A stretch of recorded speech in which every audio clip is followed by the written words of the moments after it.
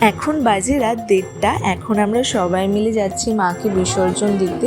আমাদের যেহেতু পাশেই গঙ্গা, তাই খুব একটা দূরে যেতে হবে না। মায়ের পুজো বলে কথা, তোমরা তো আগেকার ব্লগে হয়তো দেখিয়েছো আমরা কতটা মজা করে মায়ের পুজোটা করেছি। আর বিসর্জনের সময় মনটা একটু খারাপ হলেও সবাই মিলে খুব আনন্দ করে মাকে গেছি বিসর্জন দিতে, যাতে আবারও মা তাড়াতাড়ি আমাদের বাড়িতে চলে আসে।